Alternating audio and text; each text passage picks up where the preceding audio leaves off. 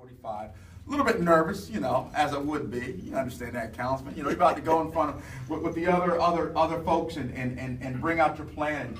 My phone rings while I'm in the green room. General, my phone rings. I'm thinking, who is calling me before I'm about to walk out to have a conversation on television? It's not my wife. I know she wouldn't call right now unless she's praying for me. I pick up the phone and it's Dr. Laffer.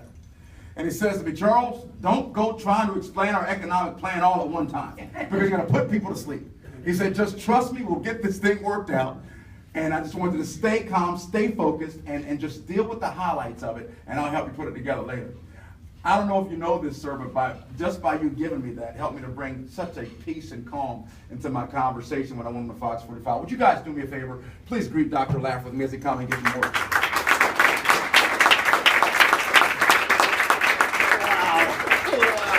I know you didn't know that.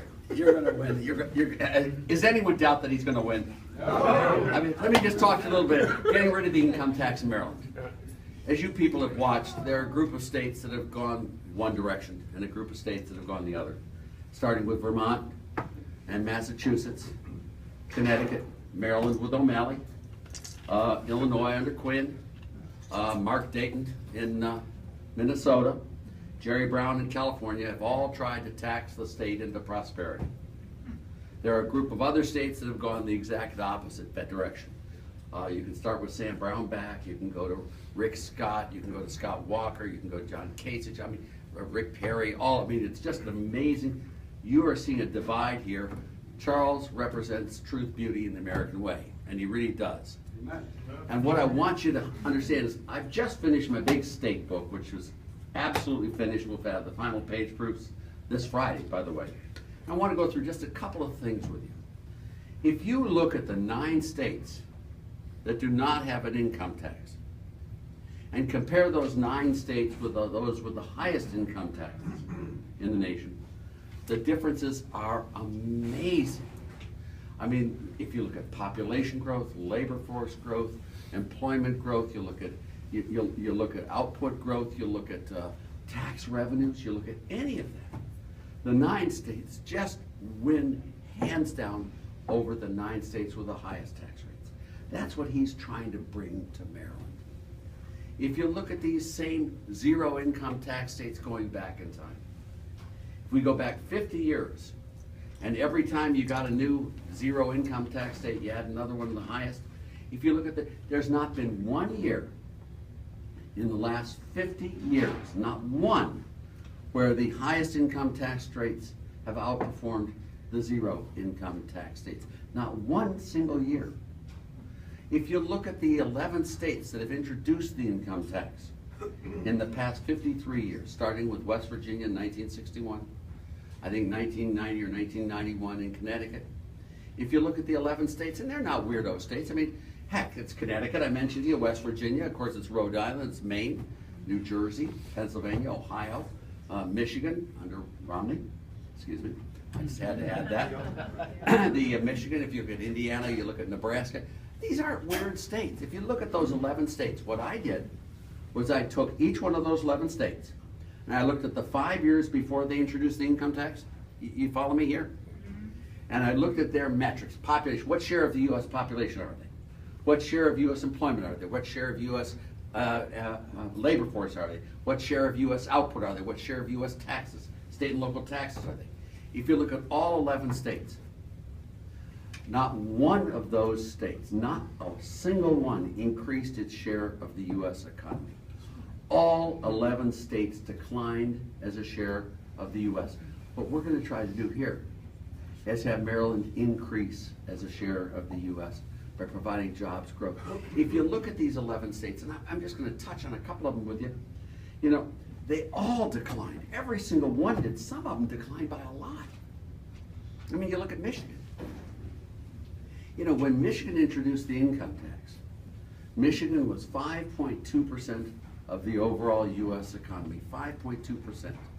Today, Michigan is 2.7% of the U.S. economy. Wow. Have any of you been to Detroit lately? Wow. It's a catastrophe. Wow. It was the citadel of civilization in 1950. 1.85 million people lived there in 1950. Today, they'd be lucky to hit 700,000. I mean, if you look at my home state of Ohio, I mean, I go back every year and see all my family members at Lakeview Cemetery. My mom and dad, well, it's true, unfortunately. My mom and dad were born and raised in Cleveland. All 4 of my grandparents were born and raised in Cleveland. 7 out of 8 of my great-grandparents were. I go back there. It's a bomb shelter. It's been destroyed. You see these guys running with brown paper bags, boarded up windows and all that. The only thing going well in Cleveland is the Cleveland State University, which I put little parentheses after it saying sick, and the Cleveland Clinic. Both of them tax-exempt organizations. That's right. You know, tax-exempt organizations thrive during periods of high taxes. Youngstown, they have a rule in Youngstown that if a house stays abandoned for more than a year and a half, you have to tear it down and plant grass. And it's gone from a vibrant steel mill to a dilapidated old farm. I mean, if you look at states like West Virginia, you can't get poorer than West Virginia. Oh, yes, you can. Put an income tax on them and you'll see them go straight south. I mean, the one I love, and forgive me for repeating this, but the one I love is New Jersey. Yeah, yeah. In 1965, New Jersey had neither an income tax nor a sales tax, neither one. It was one of the fastest growing states in the nation. People from everywhere were moving into New Jersey, and New Jersey had a balanced budget. 3 years ago, when my student, John Corzine, was governor of the state, 4 years ago, I guess it was now. John Corzine was a student of mine, by the way, in full disclosure. Yeah. C student. But after the latest revelations on his financial industry, he probably didn't even earn the C. They had the highest property taxes, highest income taxes, highest sales taxes, slowest growth, people leaving in droves, and they had a huge budget deficit. You cannot balance a budget on the backs of people who leave your state. That's right. You can't balance the budget on people who are unemployed. That's right. You know, what you have here is the most pernicious policy that's ever been invented, was the progressive income tax at a state level. It doesn't make any sense. I mean, I hope I'm not going way over your heads on this.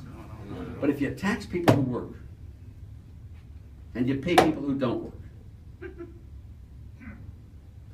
do I need to say the next sentence? No, sir. No, sir. If you have 2 locations, A and B, if you raise taxes in B and you lower them in A, producers and manufacturers and people are going to move from. 2, if you look at the IRS migration data, clear as a bell, a whole chapter we have in the book here. Rich people leave high income tax states and they go to low income tax states. I mean, they really do, in droves. You lose all that adjusted gross income, you lose all that productivity.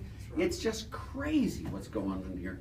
You know, what I think is happening is an exciting thing, Charles, if I may just end here. You and your lovely bride and 4 daughters. I also have 4 daughters, by the way. I sort of upped you by 2 sons as well. But this is exactly. I have yet to begin to fight.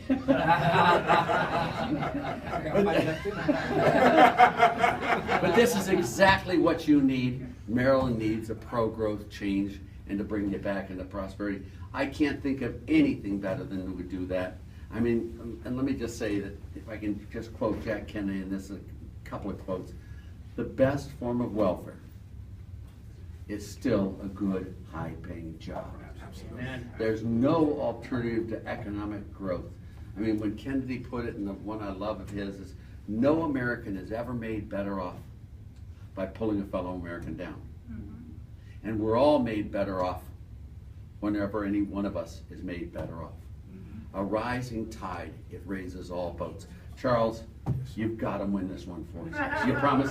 I'll get it done. Thank you very much, everybody, for supporting Charles. He is our hope, and we are really relying on you enormously, and you too, young lady. Thank you.